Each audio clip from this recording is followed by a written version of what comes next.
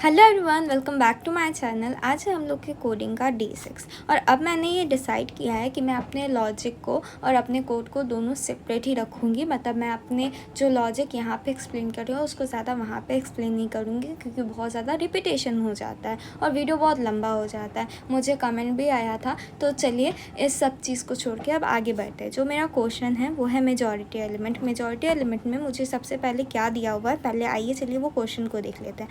मुझे यहाँ पर ये सारा का सारा एलिमेंट दिया हुआ है। यहाँ पे टोटल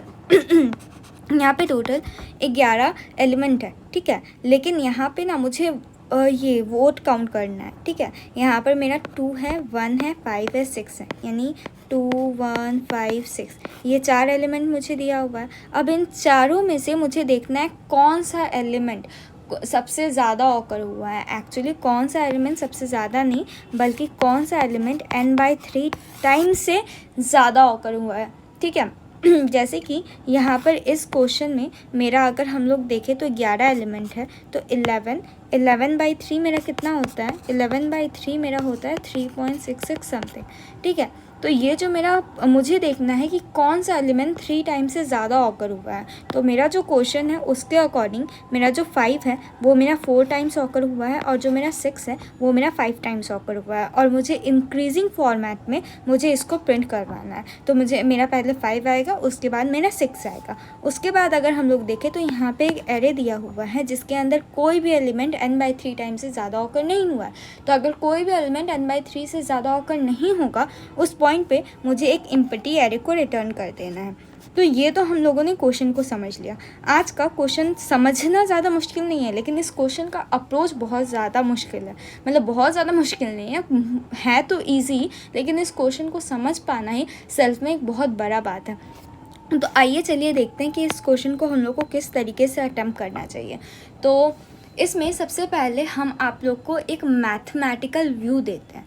जैसे अगर मेरा जो ये मैथमेटिकल व्यू के बाद आएगा कि मुझे किस तरीके से करना है, और मैथमेटिकल व्यू ज़्यादा इम्पॉर्टेंट है। तो मैं एक क्वेश्चन को, एक कंडीशन का मैं रिकैप दे देती हूँ कि मुझे क्या देखना है। मुझे देखना है कि कौन सा एलिमेंट n/3 टाइम से ज़्यादा ऑकर हुआ है। और एक बात मैं बता दूं कि अगर मेरा जो नंबर है n/3 टाइम से ज़्यादा ऑकर हुआ है, तो ऐसा सिर्फ और सिर्फ 2 नंबर ही एग्जिस्ट कर सकता है। मैक्सिमम 2 नंबर एग्जिस्ट कर सकता है। क्यों? क्योंकि अगर हम लोग इमेजिन करें कि हम लोग के पास टोटल 9 एलिमेंट है, ठीक है। तो अब 9 एलिमेंट है, तो 9 एलिमेंट में सब एलिमेंट तो सेम नहीं होगा, डिफरेंट डिफरेंट अगर एलिमेंट है तो मुझे देखना है n/3। तो मुझे देखना है कौन सा एलिमेंट 3 टाइम से ज़्यादा ऑकर हुआ है। तो अगर ऐसा 3 टाइम से ज़्यादा अपीयर होने वाले को ही मैं लिख सकती हूँ, और 3 टाइम से ज़्यादा अपीयर होने वाला जो एलिमेंट है, अगर मेरा 9 कोई एलिमेंट है, ठीक है, तो मुझे 3 टाइम से ज़्यादा देखना है। तो अगर 3 टाइम से मुझे ज़्यादा देखना है, तो मान लीजिए मेरा कोई एलिमेंट है 1 1 1, ठीक है। उसके बाद और एक 1 लिख देते हैं, ठीक है। ये 3 टाइम से ज़्यादा अपीयर हुआ। फिर मैं 2 लिख देती हूँ, 1 2 3 4, ठीक है। उसके बाद मैं 3 लिखती हूँ। तो अब मैं देख रही हूँ कि ये 4 हो गया, ये 4 हो गया, ये 1 हो गया, यानी 9 एलिमेंट मेरा भर चुका है।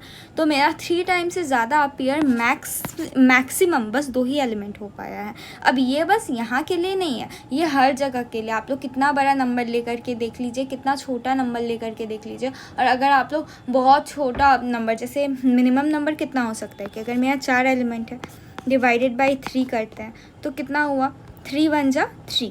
तो यहाँ पे अगर मैं, या यहाँ पे डायरेक्ट मेरा आंसर आ रहा था कि सॉल्व करने पर मेरा 1.33 आ रहा है, ठीक है। तो कौन सा एलिमेंट एक बार से ज़्यादा ऑकर हो पा रहा है इस सिचुएशन में? अगर मेरा कोई 4 एलिमेंट दिया हुआ है, एक टाइम से ऑकर कौन सा मेरा एलिमेंट हो पा रहा है। तो अगर एक टाइम से ज़्यादा के लिए देखें, तो अगर मैं मान लीजिए 1 लेती हूँ, तो 1 2 बार हुआ, चलिए ये हो गया।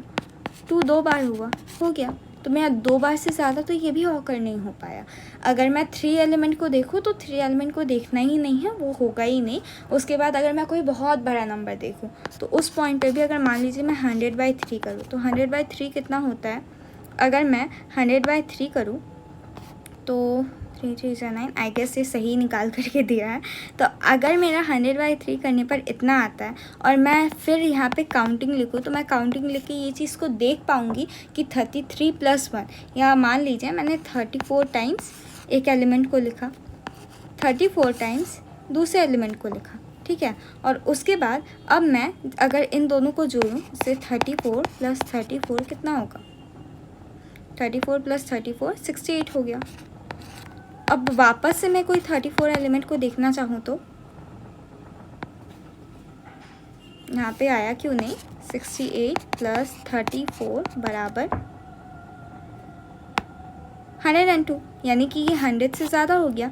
यानी कि मेरा सिर्फ और सिर्फ 2 एलिमेंट से ज़्यादा ही कोई एलिमेंट एग्जिस्ट नहीं कर सकता, यानी मैक्सिमम 2 एलिमेंट ही होगा जो कि मेरा एग्जिस्ट कर सकता है इसके अंदर, यानी n/3 यानी n/3 टाइम्स को अगर हम लोग देखें तो इस मैथमेटिकल चीज़ से हम लोग समझ सकते हैं इस n/3 वाले प्रोसेस को, कि हम लोग का जो कैंडिडेट यानी जो हम लोग का जो नंबर है वो ऑकर हो सकता है, वो 2 टाइम्स हो सकता है, ठीक है। तो जो मेरा 2 टाइम्स ऑकर हो सकता है, तो आइए चलिए हम लोग को सबसे पहले तो इस 2 टाइम्स के लिए ही देखना है। हम लोग क्या करेंगे ना, हम लोग बनाएंगे 2 कैंडिडेट, क्योंकि हम लोग का 2 ही हो सकता है। मान लीजिए मैंने एक कैंडिडेट 1 बनाया और एक कैंडिडेट 2 बनाया, ठीक है। और हम लोग 2 काउंट भी बनाएंगे, तो मान लीजिए CU1 लिख दिया मैंने और CO2 लिख दिया मैंने, ठीक है। ये 2 बनाने के बाद हम लोग को क्या करना है, हम लोग को अपना जो करेंट नंबर है वो मैच करना है एक कैंडिडेट से, ठीक है। यानी कि हम लोग को मल्टीपल टाइम C1 को अपना जो पहला एलिमेंट होगा जो कितना बार आ रहा है उसके साथ हम लोग को मैच करना है। अगर मेरा मैच करते जाता है तो हम उसको प्लस प्लस करते जाएंगे, और अगर मेरा मान लीजिए C1 को मैच करवाए, दूसरा कैंडिडेट C2 को मैच करवाए, मैं प्लस प्लस मैं करते गई, ठीक है। प्लस प्लस करते जाने के बाद मैंने देखा ना कि एक टाइम के बाद ये मेरा मैच नहीं कर रहा, लेकिन जो मेरा नंबर आया है वो 1/3 के बराबर भी नहीं है। तो उस पॉइंट पे मैं दोबारा से अपने दूसरे एलिमेंट को देखना स्टार्ट करूँगी। इस तरीके से होगा मेरा फर्स्ट स्टेप।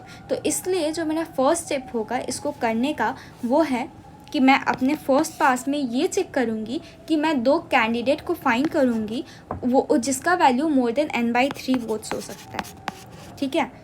उसके बाद मैं सेकेंड पास में वो जो मेरा 2 एलिमेंट आया है, मैं उस दोनों एलिमेंट का एक्चुअल जो मेरा एक्चुअली ऑकर हुआ है उसको देखूंगी, कि काउंट करूंगी कि सच में ये कितना बार हुआ है। जैसे 4 टाइम्स आया था, और जो मेरा 6 था वो मेरा 5 टाइम्स आया था। तो ये 2 चीज़ को मैं अब फाइंड आउट करूँगी कि किस तरीके से ये चीज़ हुआ।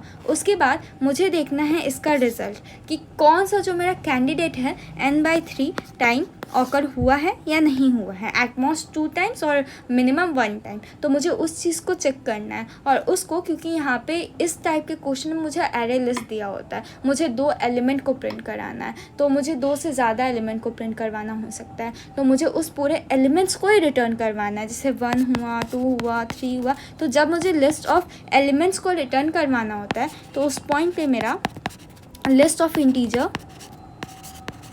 और क्योंकि मैं किसको प्रिंट करवा रही हूँ, एरे लिस्ट को, यहाँ पे मान लीजिए मैं रिजल्ट लिख देती हूँ, यहाँ पे मेरा एरे लिस्ट, ठीक है। और उसके बाद इस तरीके से मैं कंस्ट्रक्टर फॉर्म कर देती हूँ, ठीक है। तो मेरा जो इस वजह से ही मेरा जो मेन का जो कोड होगा, यानी कि जो हम लोग को सॉल्यूशन गिवन होता है ऑलरेडी, कि जिसके अंदर हम लोग को कोड लिखना होता है, उसमें कुछ इस टाइप का मेरा लिखा होगा, ठीक है। तो हम लोग को उस चीज़ को, जब हम लोग कोड में जा रहे होंगे, कोड देख रहे होंगे, तो वहाँ पे हम लोग ध्यान से देखेंगे, ठीक है। तो ये n/3 को मैंने देखा, तो अब इस n/3 का जो मेरा आया, जो मेरा n/3 से ज़्यादा है, उसको मुझे इस रिज़ल्ट के अंदर ऐड कर देना है। जैसे मुझे पहले 5 ऐड करना है, फिर मुझे 6 ऐड करना है, और मैंने 5 और 6 को तो देख लिया कि हाँ भाई अब तो ये मेरा ज़्यादा है, तो मुझे कुछ नहीं करना है, ये 5, 6 को अपने 4th स्टेप में रिटर्न कर देना है। तो यही 4 स्टेप होगा जिसको फॉलो करके मुझे अपना पूरा कोड करना है। तो इस चीज़ को देखने के लिए आप लोग मेरे नेक्स्ट कोडिंग वाले वीडियो को देखिएगा कि किस तरीके से मैंने कोड किया है। और हाँ, आप लोग का कोई भी क्वेरी हो, कोई भी चीज़ अगर आप लोग को समझ ना आ रहा हो, तो definitely do comments. Thank you for watching.